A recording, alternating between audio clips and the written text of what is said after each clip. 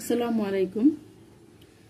সুপ্রিয় একাদশ ও দ্বাদশ শ্রেণীর শিক্ষার্থীরা, তোমাদের সবাইকে শুভেচ্ছা ও স্বাগত জানিয়ে শুরু করছি আজকের ক্লাস উপস্থাপনায় আছি আমি আফরোজা নূরিন, প্রভাষক সমাজকর্ম, সরকারি নজরুল কলেজ, ত্রিশাল, ময়মনসিংহ। তো প্রিয় শিক্ষার্থীরা, আজকে আমি তোমাদের সাথে সমাজকর্ম প্রথম পত্রের দ্বিতীয় অধ্যায় থেকে একটি প্রশ্ন নিয়ে আলোচনা করব।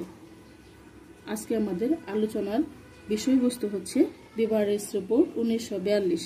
বিভারেজ রিপোর্টের পটভূমি, বিভারেজ রিপোর্টের বৈশিষ্ট্য, পঞ্চদৈত্য কি, বিভারেজ রিপোর্টের সুপারিশকৃত নীতিমালা সমূহ।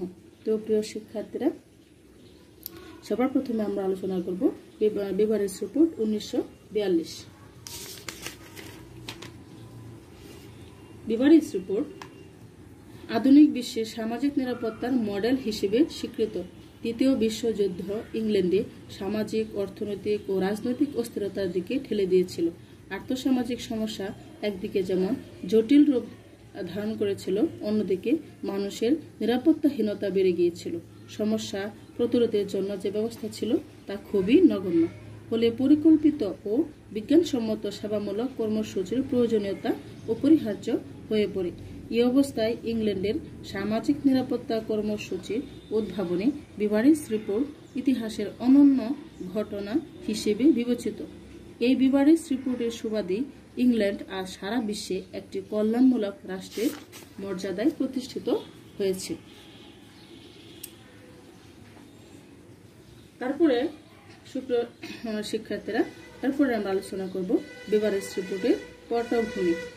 ইংল্যান্ডের তৎকালীন লেবার পার্টির শ্রম ও পুনর্গঠন মন্ত্রী আর্থার গ্রিনুড পার্লামেন্টের সিদ্ধান্ত অনুযায়ী 1941 সালে সামাজিক বীমা ও সংশ্লিষ্ট বিষয়াদের আন্তঃবিভাগীয় কমিটি গঠন করেন।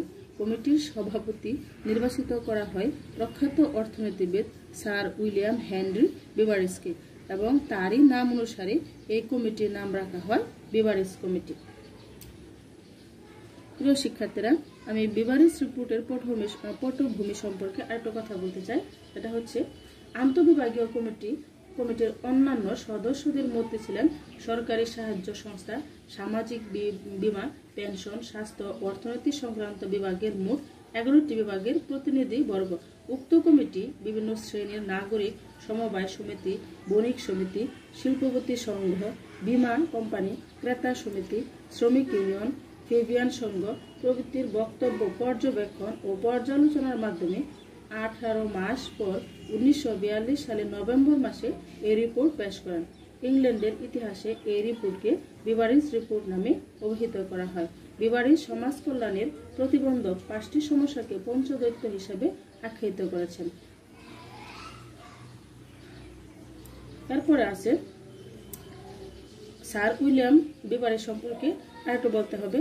তিনি প্রথম বিশ্বযুদ্ধের পর লন্ডনের অর্থনীতি স্কুল এবং 1937 সালে অক্সফোর্ড বিশ্ববিদ্যালয়ের শিক্ষক ছিলেন। তিনি বসতি কেন্দ্রের পরিচালক এবং প্রখ্যাত সমাজসেবী ছিলেন। তিনি founder of the British welfare state নামেও পরিচিত ছিলেন। তিনি বিখ্যাত সেটেলমেন্ট হাউস ডয়নবি হলের পরিচালক ছিলেন। এছাড়া তিনি বিভিন্ন সামাজিক আইন প্রণয়নেও তার অবদান রয়েছে। বিভারেজ কমিটির সভাপতি হিসেবে তিনি 1942 সালের নভেম্বর মাসে কমিটির রিপোর্ট পেশ করেন। প্রিয় শিক্ষার্থীরা, এইগুলো আমাদের বিভারেজ রিপোর্টের পটভূমি সম্পর্কে আলোচনা। এরপরে আমরা আলোচনা করব বিভারেজ রিপোর্টের বৈশিষ্ট্য। ইংল্যান্ডের সামাজিক নিরাপত্তার ভিত্তিমূল হিসেবে বিভারেজ রিপোর্ট কাজ করে থাকে। এটি ইংল্যান্ডের সকল নাগরিকের অর্থনৈতিক সুরক্ষার ব্যবস্থা করে। এখন আমরা বিভারেজ রিপোর্টের বৈশিষ্ট্যগুলি আলোচনা করব। ইংল্যান্ডের সকল নাগরিকের জন্য সামাজিক নিরাপত্তা কর্মসূচির নিমিত্তে সুপারিশ করা, সরকারিভাবে কর্মসংস্থানের মাধ্যমে বেকারত্ব দূর করার ব্যবস্থা করা। তারপরে হচ্ছে প্রতিরোধ ব্যবস্থার পাশাপাশি প্রতিকারমূলক কর্মসূচি চালু করা, সামাজিক দুরবস্থার সময় বিশেষ কর্মসূচি চালু করা, প্রতিটি পরিবারে আয় বাড়ানোর ব্যবস্থা করা যাতে পরিবারগুলো তাদের প্রয়োজন পূরণ করতে পারে, সকল স্তরে জনগণের মতামতের ভিত্তিতে কর্মসূচি প্রণয়ন করা, রিপোর্টের উপর ভিত্তি করে ইংল্যান্ডের আধুনিক সমাজক্রমের রূপ পরিগ্রহ করা এবং পেশাদার সমাজক্রমের গুরুত্ব অনুধাবন করা। তারপরে আমরা আলোচনা করব পঞ্চদৈত্য কি।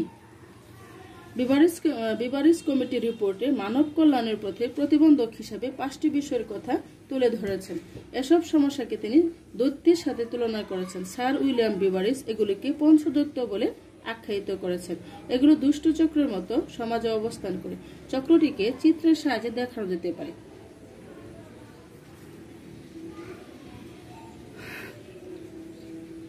প্রথমে হচ্ছে অভাব, তারপরে হচ্ছে রোগব্যাধি, তারপর হচ্ছে মলিনতা, তারপরে হচ্ছে অলসতা, তারপর হচ্ছে অজ্ঞতা। এখন আমরা একটা একটা করে একটু তোমাদের বোঝার সুবিধার্থে একটু বর্ণনা করব। সেটা হচ্ছে অভাব।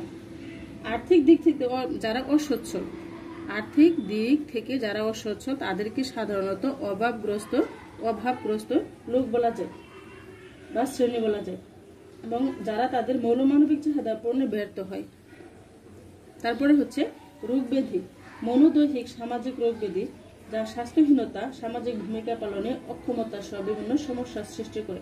অর্থাৎ যারা আমাদের সমাজে বিভিন্ন রোগ ব্যাধিতে আক্রান্ত, তারা বিভিন্ন ধরনের স্বাস্থ্যহীনতা এবং সামাজিক ভূমিকা পালন সহ বিভিন্ন অক্ষমতা তাদের মধ্যে দেখা দেয়। অর্থাৎ অসুস্থ ব্যক্তিরা সমাজের কোনো ভূমিকা পালন করতে পারে না। তারপরে হচ্ছে মলিনতা, অপরিচ্ছন্ন পরিবেশ, যেমন নোংরামি, অশ্লীলতা, ময়লা আবর্জনা, দুর্নীতি প্রভৃতি, এগুলি হচ্ছে মলিনতা। অর্থাৎ অভাবগ্রস্ত লোকেরা রোগব্যাধিতে আক্রান্ত হয় এবং রোগব্যাধিতে আক্রান্ত ব্যক্তিরা মলিনতা এবং রোগব্যাধিগ্রস্ত লোকের মাঝেই মলিনতা ভাবটা দেখা দেয়। তারপরে হচ্ছে অলসতা, শক্তি সামর্থ্য থাকা সত্ত্বেও কাজকর্মে অনীহা এবং উৎপাদন ও উন্নয়নের পথে বাধা সৃষ্টি করে। শক্তি সামর্থ্য আছে কিন্তু তারা কাজ করে না, অলসভাবে জীবনযাপন করতে স্বাচ্ছন্দ্য বোধ করে। এই সমস্ত ব্যক্তিদেরকে সাধারণত আমরা অলস ব্যক্তি বলে থাকি। তারপরে হচ্ছে অজ্ঞতা, জ্ঞানের অভাবের কারণে অসচেতনতা, বেকারত্ব, অপরাধ প্রবণতা প্রভৃতি সমস্যা দেখা দেয়। তো প্রিয় শিক্ষার্থীরা, এইগুলো আমাদের পঞ্চদৈত্যের আলোচনা। এরপরে আমরা আলোচনা করব বিবারিস রিপোর্টের সুপারিশকৃত নীতিমালা। 1942 সালের বিবারিস কমিটি রিপোর্টে সর্বস্তর জনগণকে রক্ষা করা ছিল এর মূল লক্ষ্য। বিবারিস রিপোর্টের সুপারিশ বাস্তবায়নের জন্য 6টি মৌলিক নীতির কথা বলা হয়। এই নীতিগুলো হচ্ছে একীভূত প্রশাসন, কর্মসূচির ব্যাপক সম্প্রসারণ, সমহারে চাঁদা প্রদান, সমহারে সুবিধা প্রদান, গৃহীতার মৌল চাহিদা পূরণের জন্য সার্বিক সাহায্য প্রদান এবং জনসংখ্যার শ্রেণী বিভাজন। জনসংখ্যার শ্রেণীবিন্যাসের ক্ষেত্রে বিবারিস কমিটি 6টি শ্রেণীর কথা উল্লেখ করেছেন, যথা চাকরিজীবী, নিয়োগকারী ও আত্মনিয়োজিত ব্যক্তি, গৃহিণী, বৃদ্ধ, অবসরপ্রাপ্ত, কর্মজীবী এবং কর্মজীবী নয় এমন ছেলেমেয়ে। বিবারিস রিপোর্ট ইংল্যান্ডের সামাজিক নিরাপত্তার মূল ভিত্তি হিসাবে স্বীকৃত। পৃথিবীর বিভিন্ন দেশে এটি সমাজ কল্যাণ আইন প্রণয়নে আদর্শ হিসেবে অনুসরণ করা হয়ে থাকে। 1945 সালে রাষ্ট্রীয়ভাবে প্রবর্তন হয়ে বর্তমানে এর সুপারিশ অনুযায়ী নতুনভাবে পারিবারিক ভাতা, জাতীয় স্বাস্থ্য সেবা ও জাতীয় সাহায্য এই 3টি কার্যক্রম চালু রয়েছে। তো প্রিয় শিক্ষার্থীরা, এরপরে আমরা যাব বিবারিস রিপোর্টের সর্বশেষ আলোচনা, অর্থাৎ উপসংহার। ওয়াল্টার ফ্রিডল্যান্ডের ভাষায় বলা যায়, বিবারিস রিপোর্ট জনগণের অভাব এবং অন্যান্য সামাজিক ক্ষতির বিরুদ্ধে ব্যক্তিগত স্বাধীনতা, পরিবারের প্রতি ব্যক্তির দায়িত্ব নিশ্চিত করার জন্য পরিকল্পিত নিরাপত্তা কাঠামো গড়ে তোলার উপর গুরুত্ব দেন। আর বিবারিস রিপোর্টের এই কল্যাণমূলক তৎপরতাই পরবর্তীতে ইংল্যান্ডকে কল্যাণ রাষ্ট্রে রূপান্তরে সহায়তা করে এবং অন্যান্য দেশকে এর মডেল অনুসরণে উদ্বুদ্ধ করে। সমাজকর্ম পেশার বিকাশে এর গুরুত্ব অত্যধিক। তো প্রিয় শিক্ষার্থীরা, আজকে আমাদের আলোচনা এখানেই শেষ। আবারও আমি অন্য কোনো একদিন আরেকটি ক্লাস নিয়ে তোমাদের কাছে হাজির হব। সেই পর্যন্ত তোমরা ভালো থাকো, সুস্থ থাকো। আল্লাহ হাফেজ। আসসালামু আলাইকুম।